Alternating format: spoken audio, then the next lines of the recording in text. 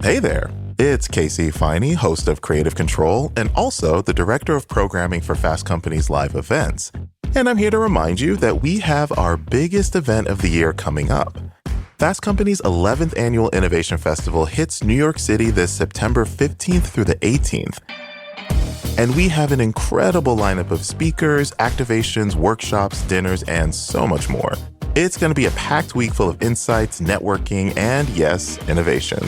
So head over to events.fastcompany.com to get the most up-to-date lineup of speakers and sessions. And if you like what you see, which I know you will, use code CREATE20 for 20% off select Innovation Festival passes. That's CREATE20 to save 20%. Get your Innovation Festival pass today, and I'll see you there. Brought to you by Williams. We make clean energy happen.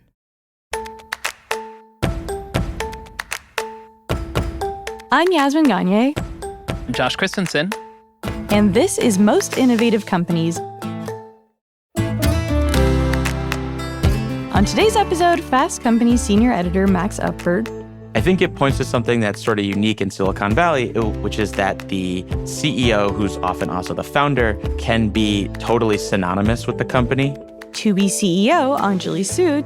Yeah, it was kind of like, I want to democratize storytelling, no big deal. And as always, keeping tabs. Zoran Mamdani can't even lift, bro. But first, here's the download, the news you need to know this week in the world of business and innovation. President Trump announced on Monday that he would fire Lisa Cook from the Federal Reserve Board of Governors. Not the person I saw being fired from the Federal Reserve Board of Governors. It's a little switcheroo for you. Did you know who Lisa Cook was before this? Of course not. Yeah. Of course not the person I saw. I'm like... Well, it's just sort of a jump scare because it was just like Jerome Powell needs to cut rates, and then he goes after Lisa Cook. In response, however, Cook said she had no intention of stepping down from the Fed.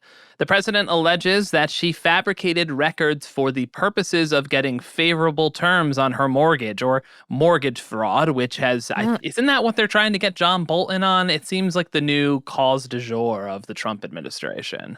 I don't know, man. Yeah, I don't know. We're not going to get into that. She has not formally been charged in the matter. On Monday, Elon Musk's X and XAI brought a lawsuit against Apple and OpenAI, alleging that the two companies colluded together to stifle competition. Musk posted on X earlier this month that it's, quote, impossible for any AI company besides OpenAI to reach the number one in the App Store due to the two companies' alleged anti-competitive collusion. Say anti-competitive collusion really fast 3 times. Anti-competitive collusion, anti-competitive. Oh, I knew you were going to try. You're such a theater kid. You were like, challenge accepted. I quit. The lawsuit marks yet another grievance in the ongoing rift between Musk and Sam Altman, OpenAI's CEO. De minimis, the policy which exempts international packages worth less than $800 from tariffs, will end this Friday. And, God, my Shein purchases are going to get so much more expensive. In response, postal services in Germany, Italy, Sweden, and Denmark have already stopped shipping most parcels to the U.S. France and Austria will stop shipments next Monday. The U.K. will also stop shipments next Tuesday, which means Yaz's Maltesers are going to be stuck overseas. I know, man. It's not good. Goods originating from the EU will now be subject to a 15% tariff. The duty-free exemption had already ended for goods shipped from China back in May. On Tuesday, Spotify rolled out an in-app messaging service with the goal of allowing users to share things like links to music, podcasts, and playlists within the app.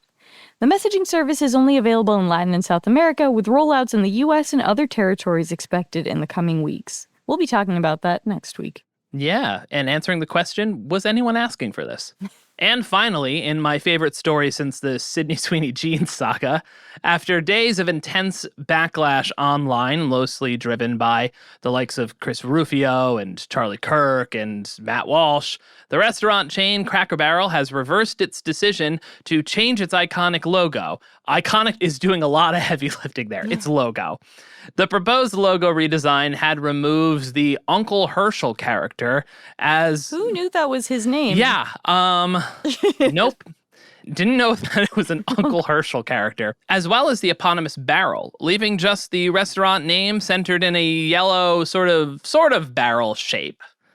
After the outrage went viral last week, Cracker Barrel saw nearly $100 million erased from its market cap. After revising the decision, shares of Cracker Barrel rose about 7% on Wednesday, coming close to restoring the original losses. For more on why the logo redesign made people so angry, tune into the latest episode of our sister podcast, By Design. You can find it in this feed from this past Tuesday. And that's the news you need to know today. So, Josh, what is the most security you've ever had to protect you? The most security I've ever had. You're like, I actually own 12 guns. Could you imagine? Oh, man.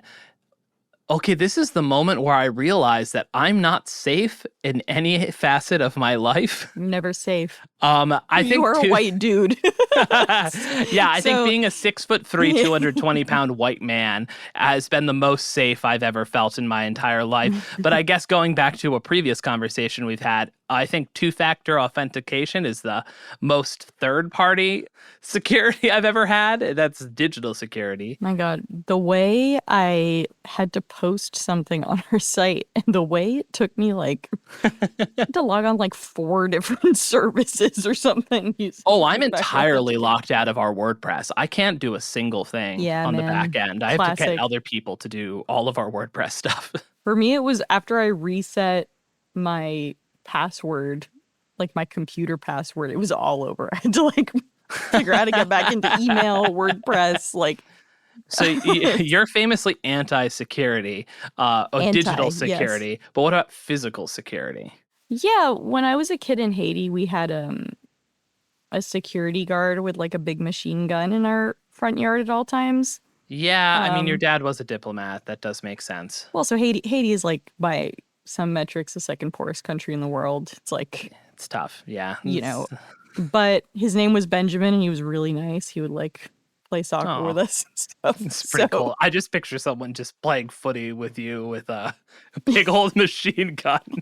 I mean, pretty much. I don't think they can take it off. But I have really good memories of him for what it's worth. I hope he's doing well. What a fascinating childhood you had.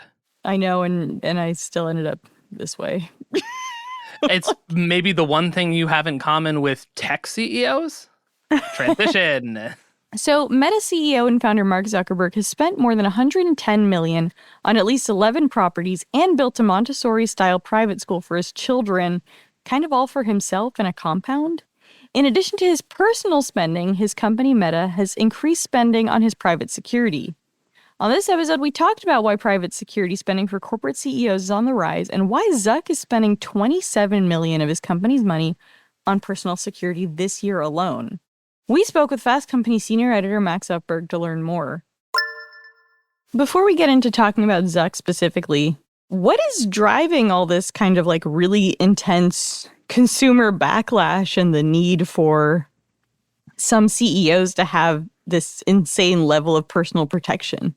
I would say tech is not alone in experiencing this wave of consumer backlash.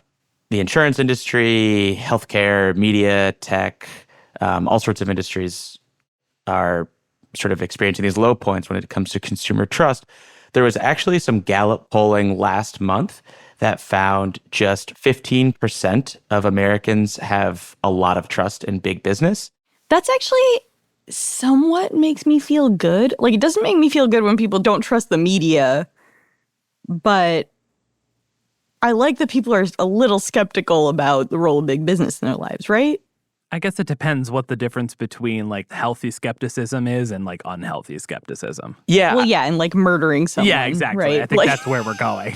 Well, also, I think to your point, Josh, it's not just big business that mirrors this overall trend, which is something we've heard for the last probably 10 years, that people just don't trust institutions anymore. Yeah. So there's this similar trend line between business, as there is Congress and just large institutions in the US, on the topic of Zuckerberg and big tech specifically, the Gallup polling found some stark but maybe not surprising partisan divisions between Democrats and Republicans. So 33% of Republicans had a more favorable view toward big tech compared to just 18% of Democrats.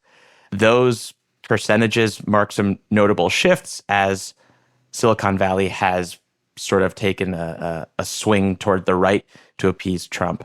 There's obviously a difference in industries, like a change in, the fall lineup at J.Crew is not going to have the same sort of anger that a change in healthcare coverage might. But did any companies that, we spoke to give you a sense of like how much they're spending on security costs? So we have a decent idea from a story that Chris Morris wrote last week.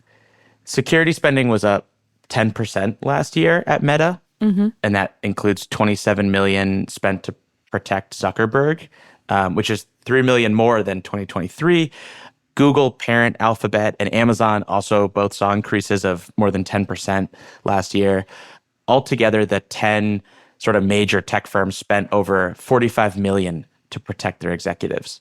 And that's on top of stuff like Lockheed Martin's CEO, I don't know how to pronounce his last name, James Ticklet,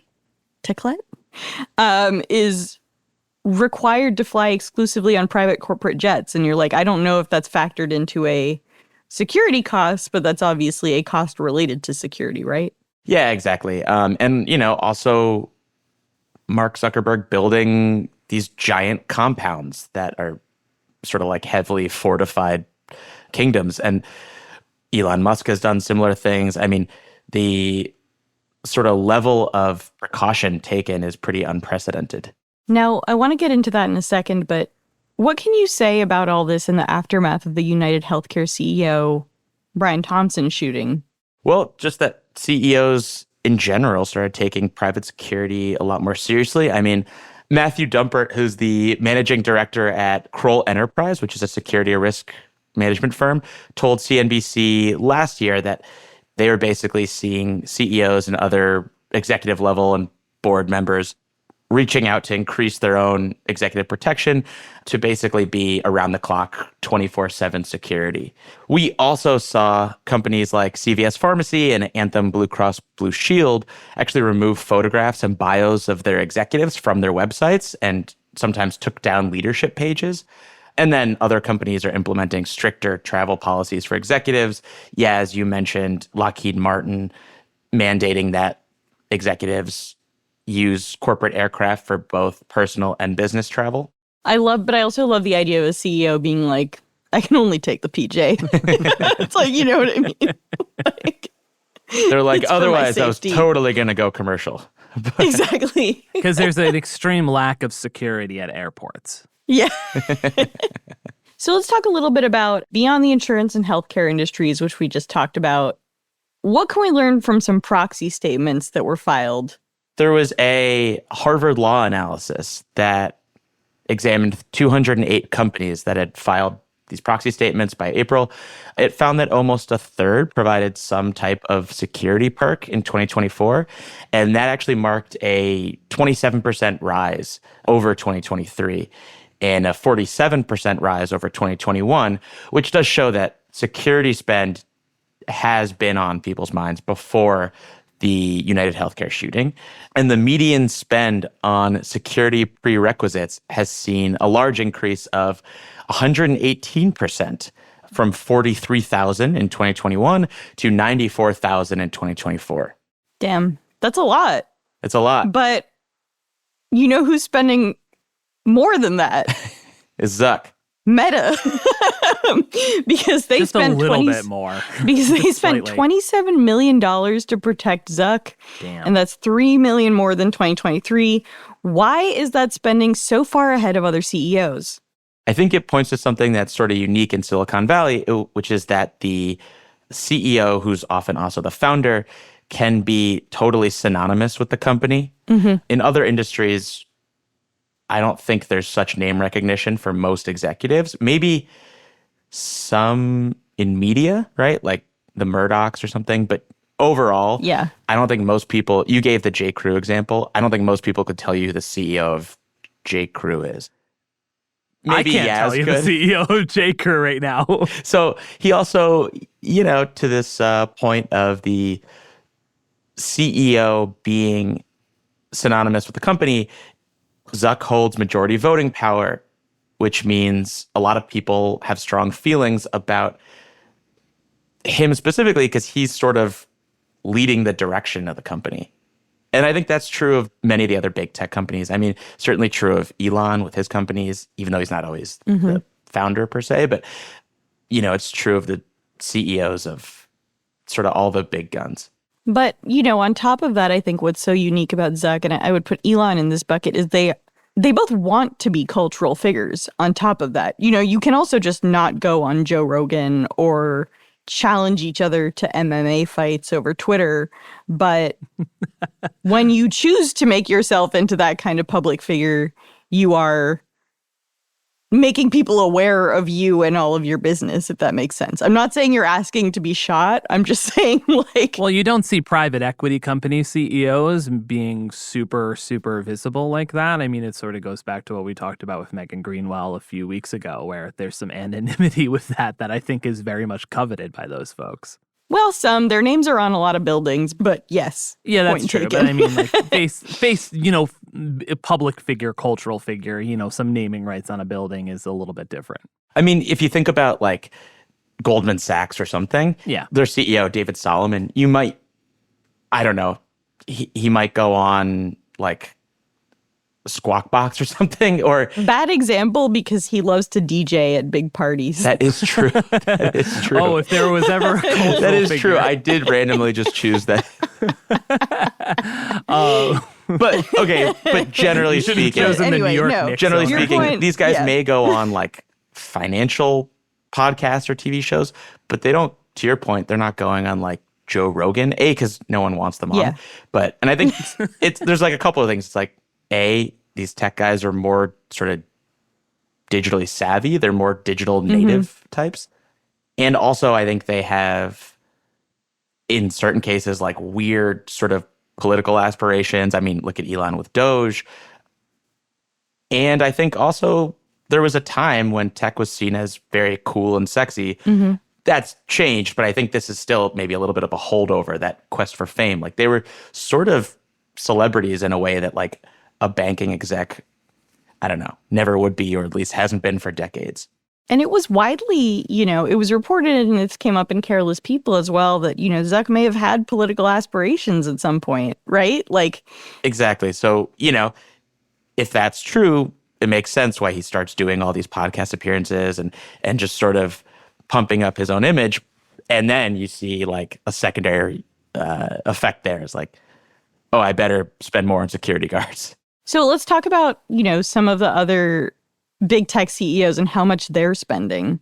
Yeah, I mean, Jensen Huang, the CEO of NVIDIA, spent $3.5 million on security. Damn, that is so much less than 27 So much less, million. yeah. Half of that's just on leather jackets. Bulletproof leather jackets, Bulletproof Josh. leather jackets. Apple spent $1.4 million on Tim Cook. Amazon spent $1.1 million on Andy Jassy and $1.6 million for Bezos. Kind of a dig on the new CEO, but... Well, here's the thing. If you saw Jassy or Tim Cook, like if you were walking in an airport and just like looking around... Jassy, for sure, would not get recognized. I know what they look like, but I just like don't know that I would like have the wherewithal to pick them out of a crowd. You know what I mean? Maybe Tim Cook. Maybe like, Tim Cook. I would bet that 90% of Americans couldn't identify Tim Cook or like any of these guys except for, I don't know, Zuck and Elon. Bezos for sure, dude. The Bezos security spend is kind of shockingly low. I mean, he must spend a lot on personal security. That's what I was going to say, right? I mean? That's like, Amazon spending on him. I'm sure his own is through the roof. Yeah. Amazon Prime security, the safety arrives in 2 days or less. I don't know. We're workshopping. Josh is on one today. Yeah. Am I? I feel like I've been more or less quiet. Yeah, I think you're relative. I do.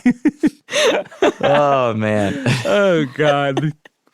And sorry, we have a couple more to go through. It's Palo Alto Networks, right? Yes. The CEO of Palo Alto Networks, Nikesh Arora, they spent $1.6 million, which is actually down from $3.5 million in 2023, which is, of the companies we looked at, the only one to spend less in 2024. So Palo Alto Networks, you got to step up the security game. I mean, that's not a threat. You don't. I was just silence because I was like, just want to say something. There have been guests on this podcast, tech CEOs, who have come in with security. We, don't need to disclose who, but we've experienced it. I have wondered, not really in the case of the one person I'm thinking of, he, I think, needs it, but if part of it is like a vanity thing, if you're a CEO no one's heard of, but you want to feel important or special, what is one of the quickest ways to do that? I think there's some truth there. I could tell you I can't name this employer, but an old employer, this is probably 8 or 9 years ago, was an executive and funded a magazine I worked for, had this personal security guard who was a former Marine. And he was a really nice guy, but they'd come into the office. He was the bag man. And actually, this executive had a poodle, and the Marine just basically held the poodle all day. Well,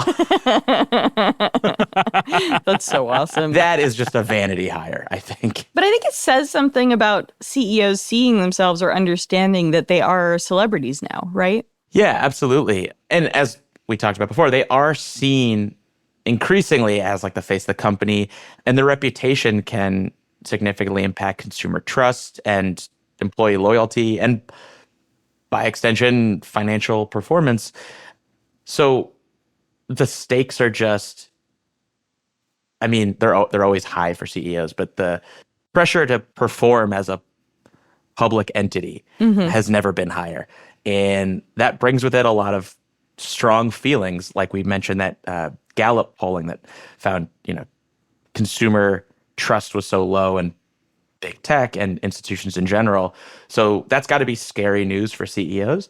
What's interesting in that Gallup poll I would just mention is that consumer trust in small business is really high, which, again, it's not a huge surprise. Like, the person in your neighborhood is going to trust, the local electronics store owner more than Best Buy or something. Do you think this increased level of security, do you think news like the, news about the United Healthcare CEO will deter people from wanting those jobs? I feel like they wouldn't, because if you are an executive in the insurance industry, you've already made peace with some moral ambiguity. But I don't know. Yeah, I mean, I can't imagine in the long term it'll deter many people. Human beings tend to have pretty short memories, and it's a lot of money. Like, people still run for president all the time. Exactly, right. There are plenty of sort of high risk jobs in that regard that have no shortage of candidates and applicants.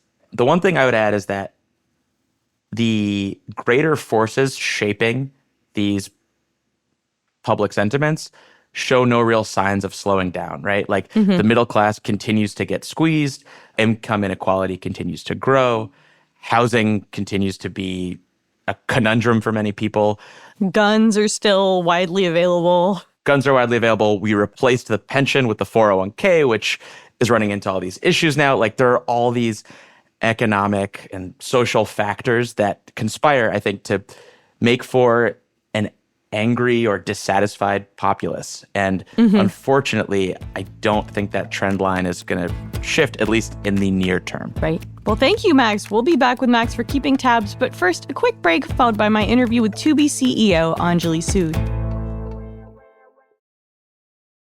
As affordable, reliable energy demand increases at historic rates, one company is uniquely positioned to accelerate America forward: Williams. We have 117 years of know-how in powering progress, and we're ready to power the next 100 years of innovation. Learn how our natural gas infrastructure is critical to the future of AI at williams.com.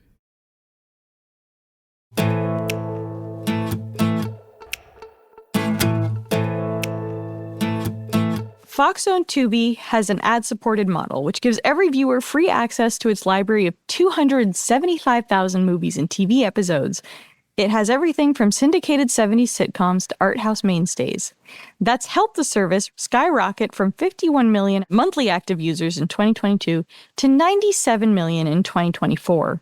I spoke with the streaming service's CEO, Anjali Sud, to learn more about the company's revenue model, its product strategy to help users navigate its massive content catalog, and how the service is creating fan-driven original content. Hey, Anjali, welcome to the show. Thank you, Yaz. It's great to be here. So, Tubi is known for finding kind of unique, harder-to-find stories from sitcoms to indie films in cities like Detroit, and you're a Detroit native. How did that local connection influence your decision to leave Vimeo for Tubi, or did it at all? Oh, yeah. Born in Detroit, raised in Flint, Michigan, where my family still lives today. It's still where I call home. Very proud of my roots. I think it did influence my decision in one way, which is I was really attracted to this idea of Tubi being a platform for access, just like giving audiences greater access to a diversity of stories, like removing barriers and friction, and just like sparking more joy in streaming and entertainment. And then, of course, it was coming from Vimeo, and I'd spent nearly a decade trying to help creators get access to audiences and tell their stories. And I was definitely intrigued by the fact that Tubi had, in this world of big budget blockbusters and franchises, that there were sort of homegrown budgets, being self-funded by an aspiring filmmaker in places around America, like that those movies would get millions of views on Tubi organically. Mm-hmm. And to me, what it spoke to was a couple things. One, that I just think as audiences, we have very nuanced, diverse tastes. And there was an opportunity to better connect stories to audiences. And then the fact that Tubi was doing it while being 100% free for consumers. Yeah. And in a world where everything is just costing more money. And I just thought wow, there was something that spoke to me about that from a mission perspective. But I also was wow, if we could make this, is this a real business we could scale, and then imagine the impact we can have. So and it's been 2 years, and so far I think we're proving that that's true. It's funny, Tubi is ad supported, and I think about how Netflix, not only do you have to pay for it, but there is now an ad supported tier, on top of it. That is paid. Yeah. So now we're paying to watch ads, which is which is crazy. I actually started my career many, many years ago at the former AOL Time Warner. So way back in sort of traditional media, and did a brief stint there. And I think it is amazing to me how over the last couple decades, sort of this traditional cable system, all these things have changed. And if you just look at what the consumer experience is, I just think there's so much room for us to do better. And it's hard to do that while building a successful business. But I think that's why I love that at Tubi we're so committed. We're 100% free for consumers. We are sticking to our plans. We're doubling down in what's working. And so far, I think we're hearing positive feedback, from audiences who are giving us their time and attention.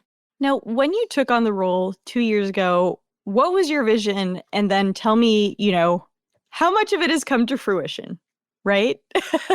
Yeah. I mean, well, I'm probably a ridiculous person because I have big visions. So, I was kind of I want to democratize storytelling, no big deal. Yeah. And that was the vision. Vimeo was part of that. You know what I mean? It's absolutely. And, I think one of the things I was really proud of what the team at Vimeo is able to do in terms of building tools and using software to lower the barriers for creators to produce high quality content. But what I also saw firsthand was that even if they could produce their stories, it was really hard for independent creators and long tail creators to actually find an audience. It's really, really hard to do. And so, I was really interested in how can I connect these two things, help more stories find their audience and then help more audiences experience unique stories. I'd say we're slowly but surely, we're making progress. Mm-hmm. There's so much more to do at Tubi that I'm so energized by. But in the last 2 years, I think we have demonstrated a couple things. One, I think we've demonstrated that like audiences are definitely interested in a diverse set of stories that better reflect their lived experiences and that feel personalized and an experience that feels made for them, and that they're willing to watch ads in exchange for that content being free. I mean, we did that for a very long time. Yeah, like it's, yeah, by the way, none of this is new. This is just like brought, but I also think like I think what we've demonstrated too is like Tubi, we spend a lot of time on the overall viewing experience, including ads. Like we don't see ads as a bug, we see it as a feature. Like we're always like, how do we help make the ads like feel more seamless, more relevant? And I think we're just seeing that there's a lot of room for us to keep improving the viewer experience, even though, yes, we're a business, we have to fund what we do. We've got to, we have to charge for ads.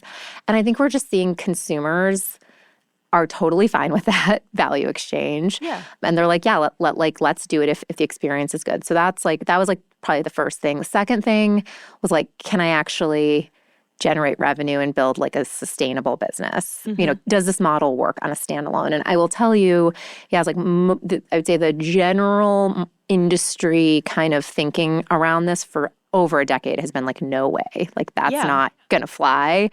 And I think we have demonstrated that in the last 2 years, which is awesome. The Tubi sort of business side is doing really well. And that's why this year we're going to grow our investment in content at a time when others are pulling back. And it's because like we really have figured out how to monetize, which is an important part. And then the last part is like, I didn't think we would be able to break through with our brand in such a crowded space. Like it's not easy to compete with Netflix and Disney and Amazon and YouTube. Those are huge behemoths and we're the underdog. But what I've found is just we've shown up with a brand that's like kind of unhinged, a little out there. And we've had opportunities to do things like stream the Super Bowl. And like we've just found a way to break through while staying true to our roots. So I feel great about all that. And we still have so much more to do. Content matters more than the brand of where, you know what I mean? I'm not like, oh, I need to go on Netflix to watch this show, right? I'm just like, where's this show I want to watch? Oh, it's on Tubi. Okay. You know what I mean? Yeah. And actually, I think, from all the research we have done, like what you just said is very true, which is like the vast majority of people cannot recall at all what streaming service they watched the show on. But I also think even in that sort of sea of sameness, there's room for, we want Tubi to stand for something for our fans. And I think where we have actually built a brand is for our most passionate fans. And the way we've done that is people don't fully realize sometimes that, Tubi's 100% free. We have the world's largest collection of movies and TV series from Hollywood. We also have hundreds of originals, but our originals are produced. We make them for our most passionate fans. So we basically say like, oh, this is a fandom that's underserved and they are on social. They are just like such fans. I saw you adapted some stuff from Wattpad, which is a company that I am fascinated by. Yeah. It's the #1 title ever in Tubi history is a movie called Sidelined, and it's based on a Wattpad novel. And what are the metrics for that? Like, how do you figure out that? Viewers, oh, wow. we like totally organically. So it's based on a Wattpad novel, but it's starring and produced by a TikTok creator named Noah Beck. And like basically that was an example where like his fans just showed up organically. We had like billions of impressions. And then that drove a ton of viewership. And we're actually doing a lot more content like that, where we want to listen to what's happening on social. We want to hear where fans are like, they love these digitally native creators, but they also want to see more from them. And those creators want to graduate to Hollywood. And so we see that as like one way to like serve a fandom. We've done the same thing with Black cinema.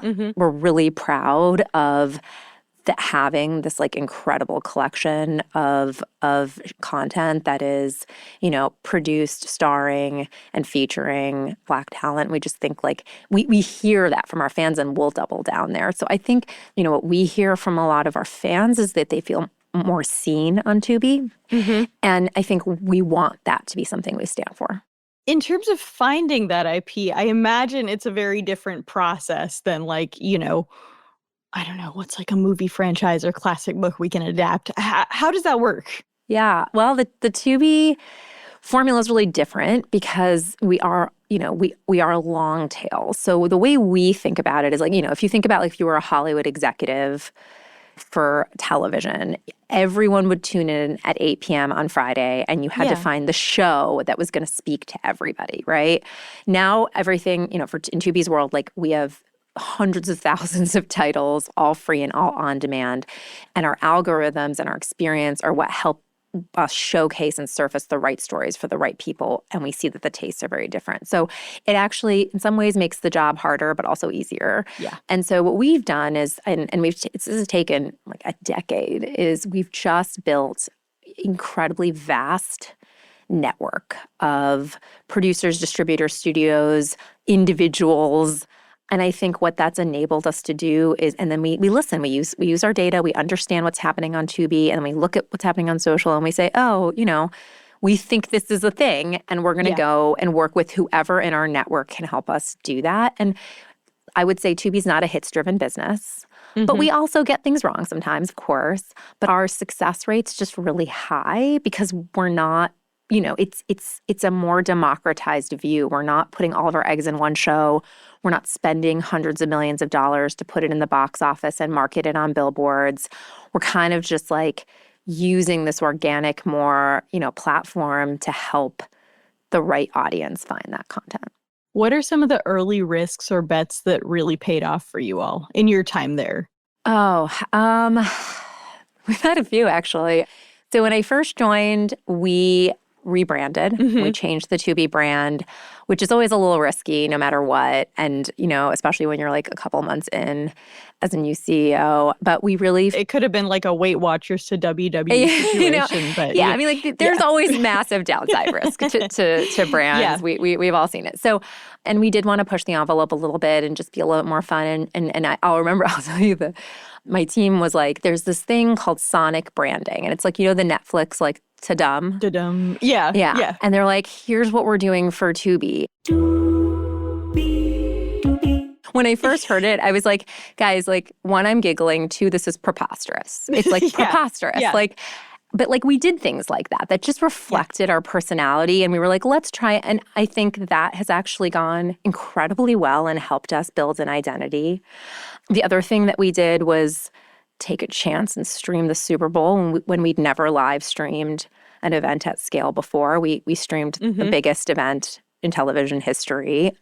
And that was like very, externally that might not seem as big a deal, but internally it was like a massive risk. Like up until the minute the game ended, we were just like, we don't know if this is going to work.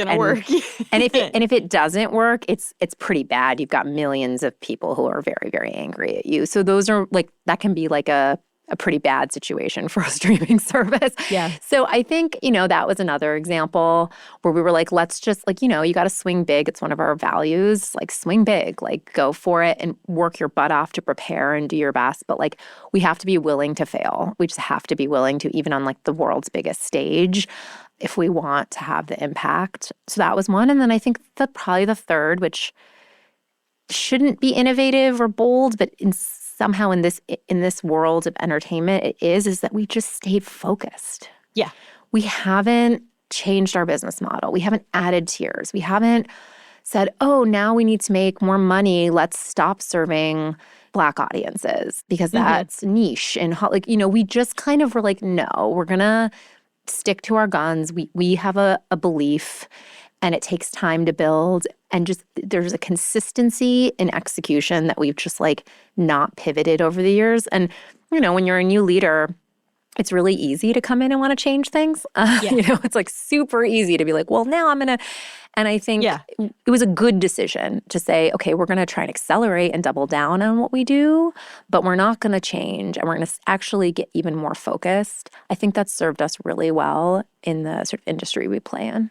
Now, in Fox's Q4 numbers, Fox said that its Q4 numbers were bolstered by growing advertiser interest in Tubi. Why do advertisers want to work with you so bad? So by the way, this is one I'm particularly proud of because I don't think a couple of years ago that statement could have been made. And, I think it's a couple things. One, we have gotten to just a scale of audience. So, we have over 100 million monthly active users. I think people are watching over 1 billion hours of Tubi a month. So when you get to that scale, obviously advertisers, you become more relevant to an advertiser because they're trying to reach audiences. And then the other thing I think we did was we took what others perceived as a weakness and we turned it into a strength, which is the fandoms on Tubi might seem niche, but actually they're actually like the most important audience you can't reach if you're an advertiser today outside of on social media. Obsessed. They're super like the Substack reader of they're like super engaged. So you know what they're not doing is like turning on their television, like scrolling to like a live channel and just zoned out doing other things, which is a waste of money if you're an advertiser. And then the other thing is we really double down on younger audiences, Gen Z, and what we found there is like that, a lot of the sort of cord cutters or the people who were never even going to have a cable subscription, like might not even have their own TV. Like we just kind of said, you know what, this is a really important group. They're going to have the majority of purchasing power in America in the future. And if you want to reach them as a brand right now, it's really hard to find them on streaming. Streaming is the median age in streaming is like quite old. And so, and I'm sure a huge part of that is because it's paid and the prices are going up and it's expensive. And so we were like, you know what, let's lean into this. And what we've developed with a lot of advertisers is like we've been able to prove that you can reach these hard to reach groups in a brand safe way at scale on Tubi and brands are seeing the returns. And we've just been like willing to work with them and partner with them and be creative. And I would say like the interest continues to grow. And yet, like I think, probably half of the Fortune 500 brands advertise on Tubi today. So we have tons of room to sort of work with more brands and we want to make them successful. And we picked a lane, we picked our lane. We think it's skating where the puck is going, not where it is. And I feel like in the next couple of years, we'll continue to be able to earn, more of share of wallet with brands because like at the end of the day, you want to be relevant. Relevance is like the hardest part. And so we're just trying to be like relevant for viewers and therefore relevant for advertisers. So I actually wanted to ask more about the sort of creators and partnerships initiatives. I know you have one with Kickstarter. You've got this Tubi for Creators program. Tell me how it fits into Tubi's larger growth strategy. Yeah. So first, I think our biggest growth strategy is like listen to our viewers and give them more of what they want. And particularly as we looked at younger, like Gen Z viewers, one of the things that we heard a lot was that, they do want long form content. They do want. And advertisers want long form content. Yes. Yeah. And but by the way, like, there's so many, it's so easy to be like, oh, young people, their attention spans are too low. Like, no, like there's absolutely a desire for cinematic storytelling, getting lost in characters and stories. But they actually do want original content. But what we heard was like two things. One, they want that original content to feel like it reflects culture a little bit more as it's happening and that like the same, like the digital creators and stories they're seeing on their phones when they're scrolling, you don't want to have like a massive disconnect between that and then what you see in the living room on the big screen. So that was one. And then the other is like they wanted to see more diversity in talent. They care about content that's made by independent creators. There's a feeling of like, I want to support this story because of who made it. And so we kind of took all those signals and said, okay, well, we want to produce more original content. We want to do this in a scalable way. We are free and ad supported, so we're never going to be making like, stuff that's at the budget of some of the bigger players. Yeah. You're not going to make Game of Thrones. Yeah, we're not making Game of Thrones. And we don't, by the way, like there's plenty of people who can make Game of Thrones. So like that's not, like we're not solving a problem by doing that. So I think our thinking was like, okay, so let's find a way to work with creators. But what we didn't want to do was like take short form content, just like put it on Tubi. Yeah. The key for us is who are the creators who are doing short form but want to do long form or doing more long form or want to graduate into and it shouldn't be an or, it should be an and. They're still going to have thriving businesses on a YouTube or a TikTok, but also have something more that they want to do. How do we kind of bring that into Tubi. And then obviously from our perspective, that enables us to have differentiated content to serve our audience. So that was the impetus. It's a big priority. You should expect to see us continue to invest, grow, experiment. I'm sure we'll try some stuff that won't work, and we'll do, take some big swings. But I'm pretty committed over the next year or two to making a real progress here. And that's why we were like, let's partner with Kickstarter. These are fan-fueled funded projects that we can bring onto Tubi and platform them and give them a voice. With the blacklist, that's the list of stuff that should have got greenlit in Hollywood and didn't. And yes, Tubi is the right platform for that. We partnered with Issa Rae, who I think you probably know. She's been a guest on the show talking about her projects. Yeah. Amazing. So she's a mentor for us for our, what we call Studios, which is like our fan-fueled studio. And then, Tubi for Creators was just born 6 weeks ago, but you're going to see us scale, hopefully, pretty rapidly. So, I think for us, this isn't, again, it's not it doesn't come at the expense of everything else that we're doing, but we're just making a bet that this is, digital creators can also do long form. Audiences want long form, but they also want to also see some of those stories and talent and threads pull through from what they see on social. And, we think it'll continue to help us advance our existing strategy. I'm curious, when you look at your upcoming investments, I know you just dropped a documentary about Naomi Osaka, but what are the areas that you would like to invest in going forward? What I would like to do is be able to afford premium live sports. Yeah. But those rights are extremely expensive. Very expensive, yeah. And our current, free ad support model, that's hard to do. What we have tried to do is really embrace the culture around sports. And again, this comes from a truth we hear from younger audiences, which is a lot of younger audiences actually care just as much about the stories behind the athletes, their road to the championship, their trials and tribulations. A Drive to Survive. I keep mentioning Netflix hits because those are the ones that I've seen numbers for, you know what I mean? Are, wildly successful. Hard Knocks. Yeah, they're amazing. And I think our thinking was well, we can build, what we call in the industry shoulder content, but really it's just sports culture. What's sports culture and how do we bring those stories? And so, we have a doc with Naomi Osaka. We have a doc coming up with Cam Ward, who was the #1 NFL draft pick. We did a doc on WNBA called Shattered Glass. And we can just see that there's parts of sports culture where we can really play a role. We're going to be for World Cup. We'll be following some of the players in the lead up and doing a Destination World Cup show. You'll see us with creator content, look to actually leverage creators more into sports culture. So I think our view is even if we're not the ones with the huge, sports rights packages, we can still build culture relevancy in and around that. We can expand the audience, and that actually is really powerful for our viewers. Is there some IP that you are personally that you would just love to see adapted? Oh, do you have a white whale or you know what I mean? Oh, this is a great question. I don't know if it's IP. Here's the thing. I could name a great IP, but I feel again, there's a lot of that already happening. The adapting IP into a franchise is everywhere. Kind of being done. I actually think what's interesting is how do we build new IP that's based on the next generation of talent? And so what I would tell you is I think the 2 stars of Sideline, which was Tubi's #1 hit, Noah Beck and Sienna Agudong, I think you will know their names in the future because I think they are going to become the next generation of talent. And obviously, there's still work to do for us to get to that level at Tubi. But that's what's interesting to me. It's sort of building and creating the next gen of IP. Well, this was great. Thank you so much for coming on the show. I appreciate it.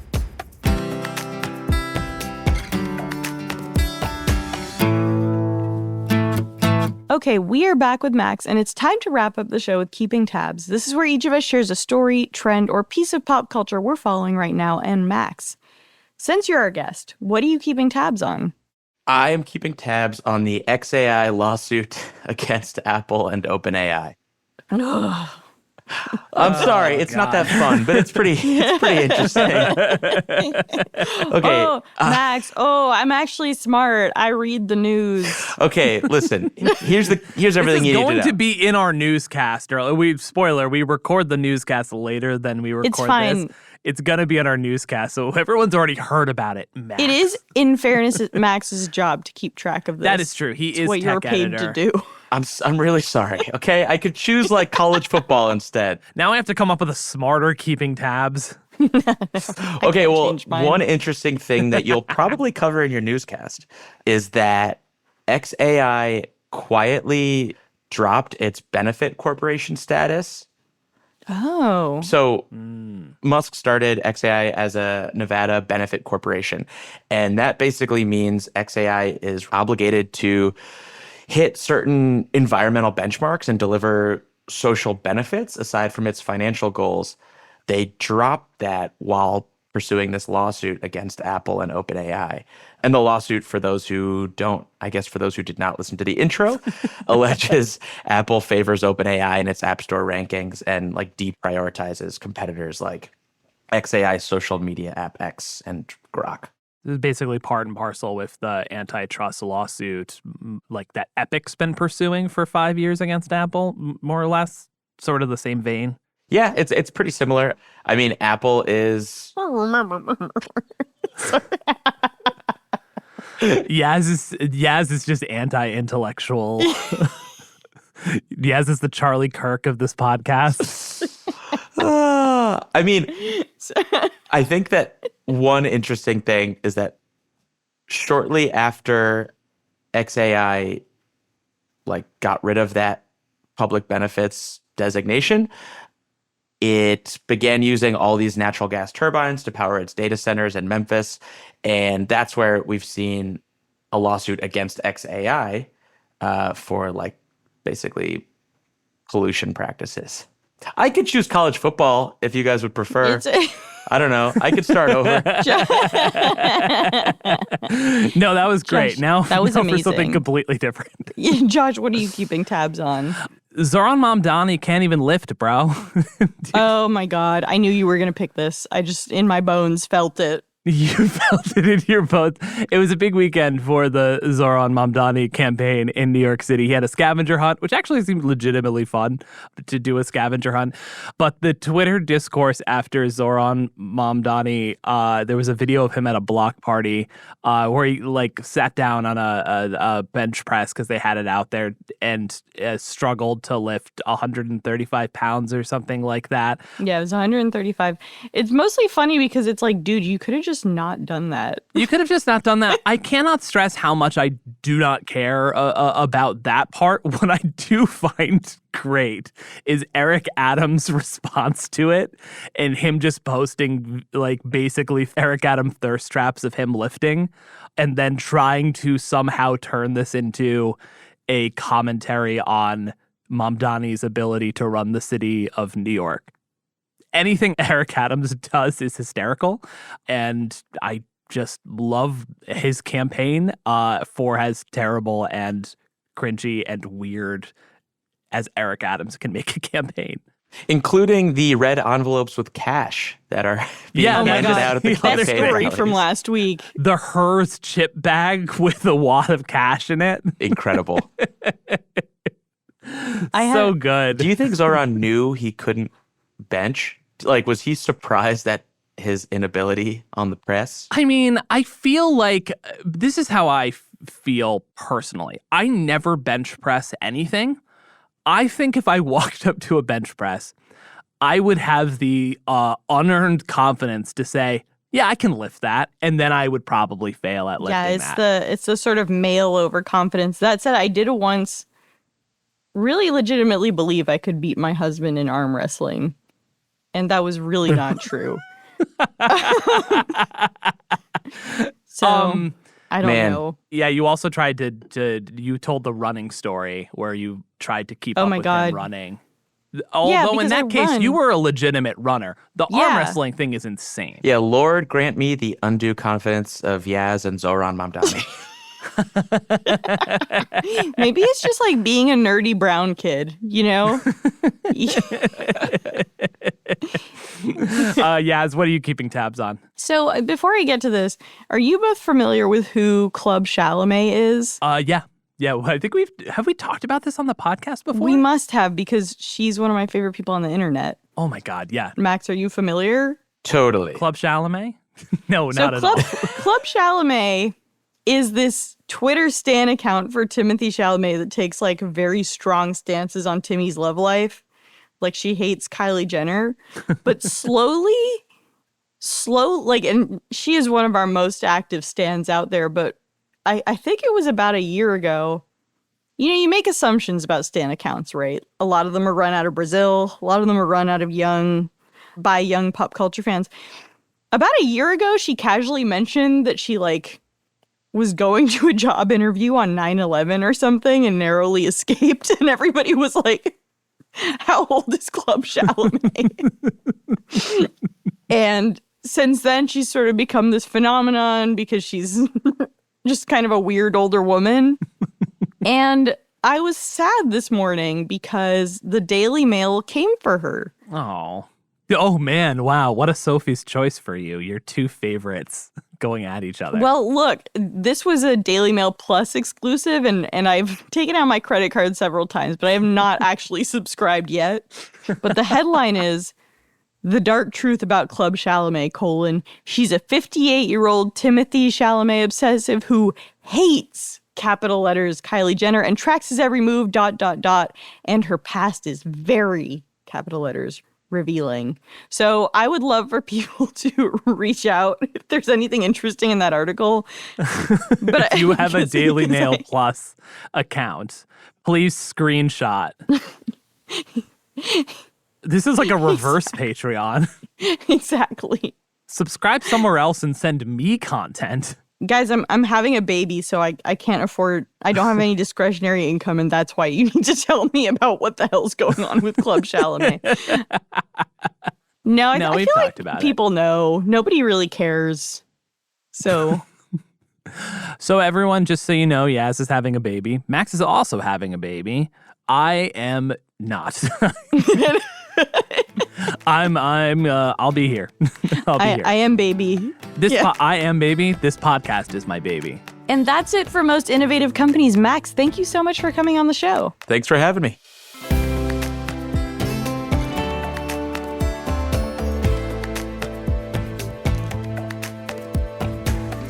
Our show is produced by Avery Miles and Blake Odom with help from Sam Gabauer and Hawa Atori. Editing by Matt Toder. Mix and sound design by Tad Wadovs and Nicholas Torres. Our executive producer is Josh Christensen. Remember again to subscribe, rate, and review, and we'll see you next week.